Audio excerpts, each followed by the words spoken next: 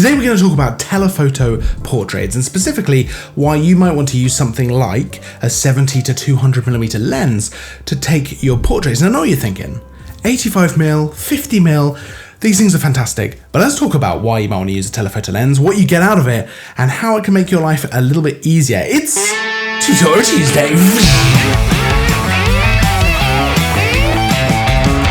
Welcome back to Tutorial Tuesday, where each and every Tuesday we bring you a brand new, fresh photography tutorial. This week, of course, is no different. We're going to be talking about why you might want to use a telephoto lens, and in this case, specifically a 70 to 200mm lens for your portrait work. And I know what you're thinking, it's not a prime lens, it's not going to be as fast as a prime lens.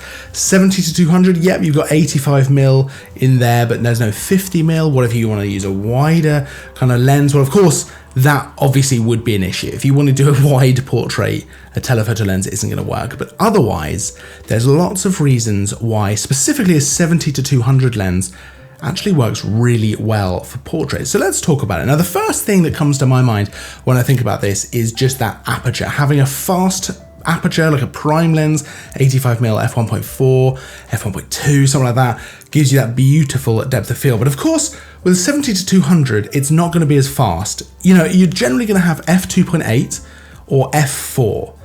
And actually, either of those can give you a really nice look to your portraits. Of course, I use the f2.8 one a lot because that's a nice fast aperture. It's going to give you that blurred background. But actually, with zooming to something like 100mm, 135, even all the way to 200mm, you're introducing so much compression that you really get a very nice blurred out background, even on an f4 lens. So it's totally possible to get some really beautiful bokeh. Now, of course, you're not going to get the same depth of field you get with an 85mm, where the kind of front of the face is in focus, but it's already falling off by kind of the ears. So if that's a specific kind of thing you want to go for, then a prime lens is obviously the way to go. But otherwise, you absolutely can get some great bokeh with a 70 to 200, whether it's f2.8 or f4. Just by zooming, you're going to be able to achieve that. The other upside of that, of course, of not being such a shallow depth of field, is a little bit more forgiving when it comes to actually getting things in focus. So for example, I've been in a situation before where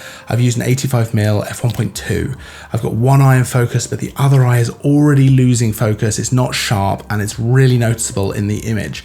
Whereas with a 70 to 200, because you're shooting f2.8, f4, you've got a little bit more room there. It's a little bit more forgiving in terms of getting everything in focus of actually the subject that you want to take the photo. So we've kind of navigated the immediate downside that comes to mind when you think about this kind of thing.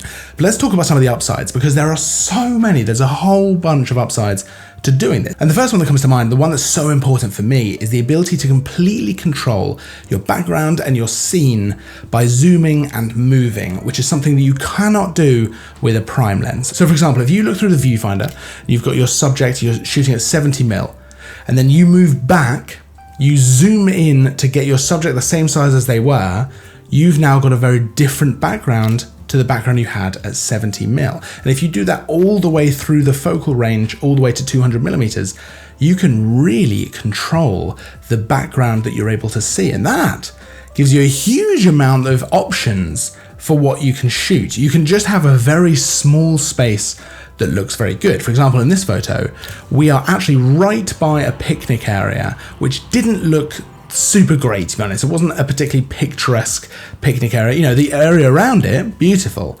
But we had to be a little bit selective, and I needed to move and then zoom to control that background, which makes a huge difference. And you can't easily do that with a prime lens. Of course, you can move around and kind of reposition angles, but being able to move and zoom really changes the way that the picture actually looks. I also feel like it helps with composition as well, because if you actually get into a position and you're shooting, let's say at 135, but you actually feel like this would work better as a slightly wider portrait, because you have the option to just zoom out, you don't necessarily have to move. You can really control things from where you're actually standing. Of course, you can move around as well, and with a prime lens, you would have to.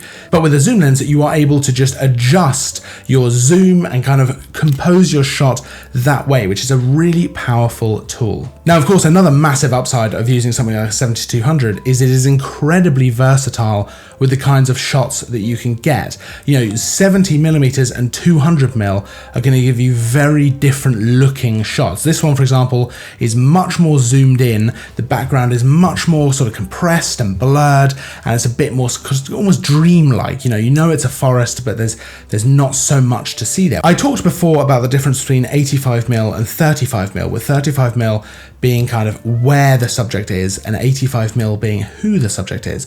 Well, that's a little bit like that here, but all in one lens. 200mm or something close to that, 150, 135, that's going to be much more about who the subject is. It's going to really compress things and almost blur that background out so you can't even tell what it is, and it's all going to be about the subject.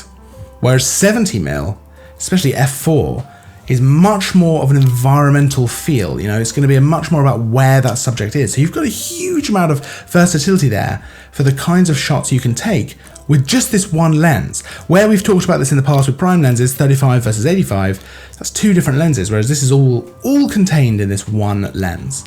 The other massive advantage of a lens like this is that you have a huge amount of options for shooting other stuff that's not portraits. 70-200 is one of my favorite lenses to just take out and do whatever with, whether you're doing landscape, portraits. I've done street photography with a 70-200. It's not the most subtle lens, but you can do so many different things. It's such a great all-rounder. So of course, the massive advantage of using a 70-200 for your portrait work is that you've then got a great lens for all kinds of other things as well. So it is a fantastic lens to have as your kind of go-to option, really. Now, this isn't to take anything away from prime lenses. I shoot with an 85mm prime lens a huge amount. I shoot a lot of portraits with that kind of thing, but it is really handy to be able to use a 70-200. You can get different kinds of shots. And if you're in a situation where you can't travel with all kinds of different lenses, maybe you need to get different kinds of shots, a 70-200 can absolutely get you out of a situation where maybe you need to shoot landscapes, you need to shoot close-up shots, you need to do some portraits, headshots, anything like that. It's going to be able to cover all of those bases, whereas a prime lens might not be able to do that quite as well. I'd love to hear what you think though. Do you use 70-200s for portraits, or indeed a 100-400 maybe? That would be pretty intense, but I'd be really interested to hear what you think. Do you enjoy using that, or are you more of a prime lens believer? I totally understand if you are. I do love an 85mm f1.4. Whoo! What a lens. But let me know down in the comments what you think. Of course, if you enjoyed the video, make sure to like and subscribe. There's a full list of all the kit that I used for the photos, for all this, for this video as well, down in the description, so you can go and check that out. I will see you in the next video, and as always, thanks for watching.